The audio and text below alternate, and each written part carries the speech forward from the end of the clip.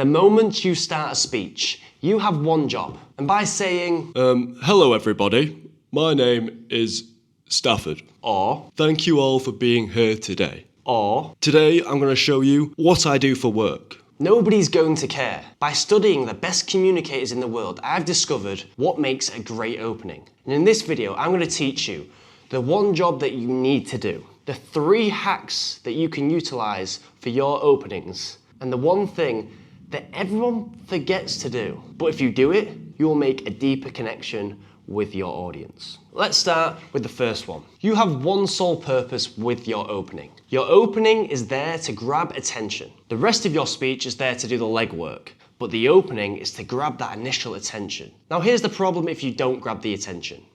You'll be a priest with a 14-inch cock. If your content is great, but your opening is crap, it won't matter. I've been in many speeches where the opening's been that bad, I've dazed off, and I can't tell you one thing about their speech because their first 30 seconds was dreadful. And if your first 30 seconds is dreadful, you're going to pay for it later down the line. And I'm going to show you the 3 hacks that you can utilize to make sure you don't become the priest with the 14-inch cock. Number 1, you're going to use a physical hook. Look at Sam Demmer right here. He's got a backpack on his back, but it's very large. If I was in that audience, there and then, I'd be thinking, what's in his bag? Why is it so big? Now look at Darren Tay. He's got pants over his suit trousers. If you were in that audience, in real time, I bet you'd be thinking, why has he got pants on his suit trousers? Now look at Dr. Jill. She's got a human brain in her hands. If I was sat in that audience, I would be thinking, who did she shoot to get that brain? You probably would be thinking, why has she got a human brain in her hand? You see, by bringing a physical hook into your opening, you get the audience to ask internal questions. They're intrigued. They want to know what's next. They want to know the why behind that physical hook. Now, this is the important part. You need to make sure that physical hook actually relates to your speech, because if it doesn't, it's pointless. Imagine me bringing out a human brain, but doing a talk on MMA resilience. It just wouldn't make sense. This is why you want to create the main body of your speech before you make the opening. If you create the main section of what you're going to be speaking about,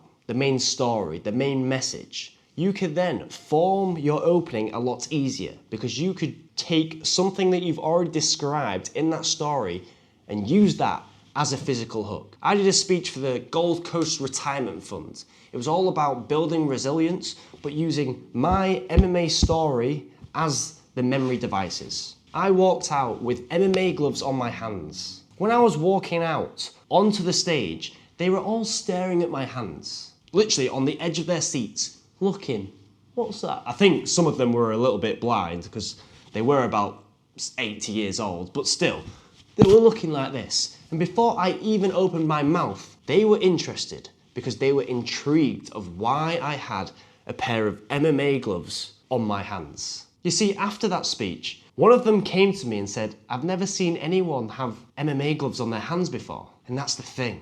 That's the thing about physical hooks. If you want to stand out, you need to be different. Sam, Darren, Dr. Jill, they all have one thing in common. They go against the grain. If you look in a field and you see sheep, you see 100 sheep, but there's one sheep that is purple.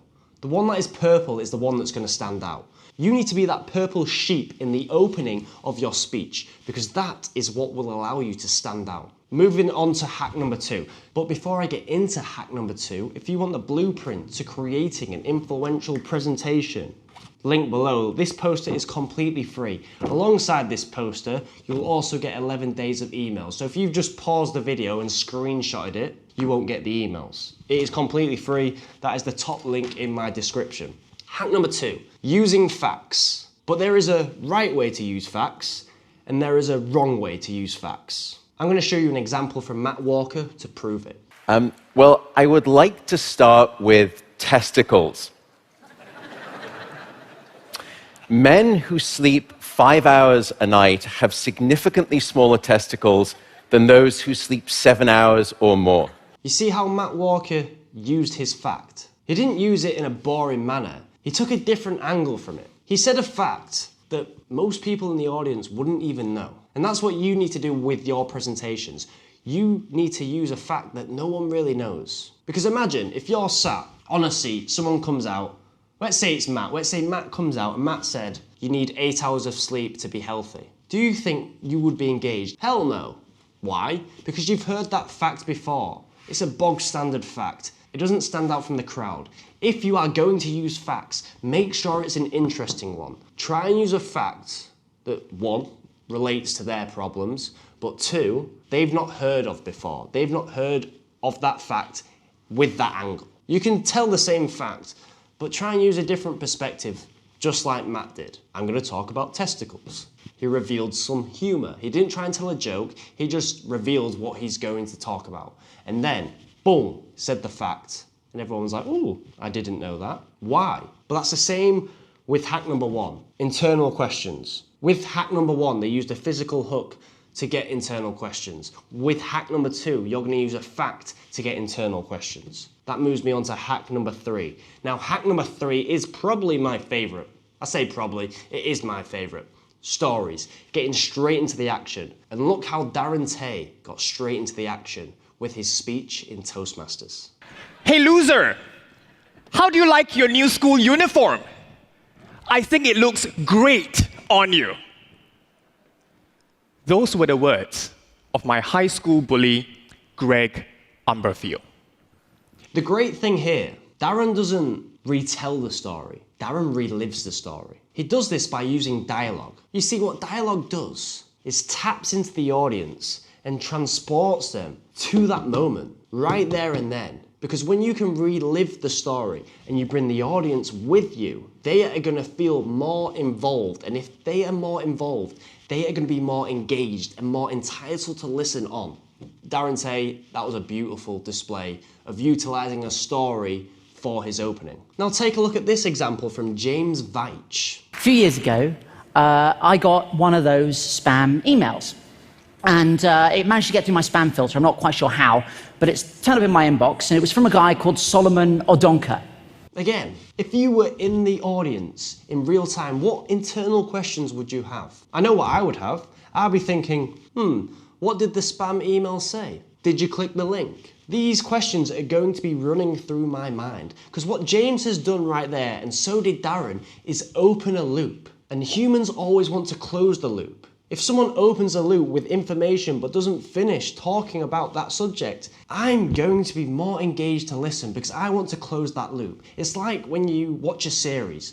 You know when you're on Netflix watching a series, there's 20 minutes until you're at the end. And you're thinking, all right, I'm going to watch this 20 minutes and then I'm going to go to bed. But then the last minute of the episode intrigues you in. It opens a new loop. And then you look at the time and you think, one episode won't hurt me.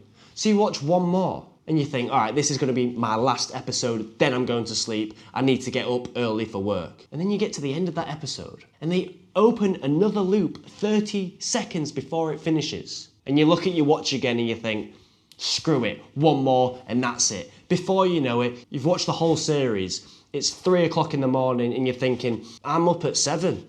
Why did I do that? And it's all because of the Zeigarnik effect. If you can open a loop from the get-go, humans automatically just want to close the loop. It's human nature. And that's why stories are great. When I did my resilience speech for the Gold Coast Retirement Fund, it was all about MMA. I came straight out and told my story. It went something like this. In the year 2017, I was a full-time student, but I wanted to be a full-time MMA fighter. That was my dream. That's all I wanted to do. To be a UFC world champion. And to hear them on the mic, and the 145-pound champion of the world, Stafford Swainston. Raise your hand if you've ever had a dream. Well, good. You'll understand this then. Every dream requires a choice. Now, I opened 2 loops there, really. What are the 2 choices when chasing a dream? And what happened with your dream from the get-go? And because I did that, humans naturally just want to close the loop. And the way they close the loop is by listening and keeping them engaged. But before I go any further, want more details on all these techniques, check the link below for that poster. And they will all be included in the emails because knowing one strategy is good, but knowing 11 is even better. Darren, James, and myself, we all have something in common. We all use a story that is relatable. Because for the people like you listening at home, you need to connect to these stories. And the only way you will emotionally connect to these stories is by making it relatable. Darren's story. Everyone's had a school bully before. James's story. Everyone's had a spam email before. My story. I could have just made it about MMA, but I changed it and made it about pursuing a dream. Everyone's had a dream. The way that you'll engage people with your stories at the start of your speech is by making the story relatable and opening a loop. And if you do those two things, you will create that emotional attachment which will put their bums on the edge of their seats and keep them engaged. But I did promise you one more thing. I've gone through the sole purpose of why you have openings in the first place, because you don't want to be that priest with a 14-inch cock. I've gone through the 3 hacks that you can utilize to create better openings, but there's one final thing that quite a lot of people forget to do, and this will make a big difference. Taking your time. You might think, what do you mean taking my time? I already take my time. Hear me out. When you walk on stage and you face the audience, don't get straight in to your story or your fact. Relax, especially if you've utilized hack number 1. Because if you've utilized hack number 1, they will be staring at your physical hook. They are processing more questions and more questions and more questions. That's opening more loops and more loops and more loops. That means more loops have to be closed, which means they need to stay engaged to find out how to close those loops. This is why, by pausing, taking 5 seconds, even 10 seconds before you even start, just looking at the audience can help you build a deeper connection because they will be paying even more attention. Now, out of all of these, hack number 1 and hack number 3, they are my 2 favorite. If you can mesh them together, you've got a killer formula. Hack number 2 is also very good, but I much prefer coming out with a story and try and utilize a physical hook within it. But make sure you take your time. And if you do all these right, and obviously click the link below to get the poster, you will no longer be that priest with a 14-inch cock. Because you don't want to be a priest with a 14-inch cock. You want to be a porn star with a 14-inch cock. Because a porn star puts their cock to use. And you need to put your opening to use to allow the main body of your speech go to work. You might not like that analogy, but I just thought of it on the spot. I don't need to up this up anymore. You've already heard about it. Like I said, mastering your opening is very important. But if you don't do this, none of it will matter.